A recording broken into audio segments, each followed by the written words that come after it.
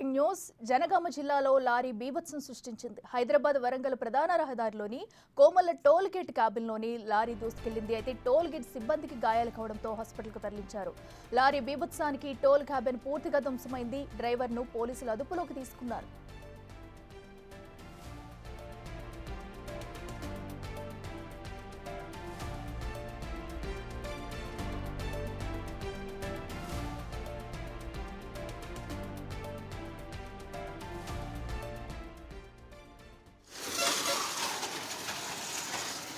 ఇదే అంశానికి సంబంధించి మరింత సమాచారం మా ప్రతినిధి వేణు అందిస్తారు. వేణు, చెప్పండి. టోల్ గేట్ లోకి కూడా అటు లారీ దూసుకొచ్చిన ఘటన మనం చూస్తున్నాము. ఈ ఘటనలో తప్పిదం ఎవరిది, అసలు ఏం జరిగింది, డీటెయిల్స్ ఏంటి?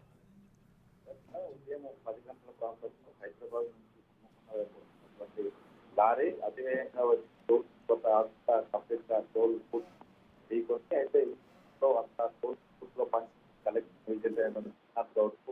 తీవ్ర గాయాలు కావడంతో అతన్ని జనగామ ఏరియా ఆసుపత్రికి తరలించారు. అందులో డ్రైవింగ్ కంపెనీ మధ్య ఉన్నట్టుగా స్థానిక గుర్తించి తనను పోలీసులు అప్పచెప్పారు. దాంతో పాటుగా టోల్ బూత్ గా డ్యామేజ్ కావడంతో పాటు ఆ వెళ్తున్నటువంటి మరొక స్విఫ్ట్ కార్ కూడా డ్యామేజ్ అయింది.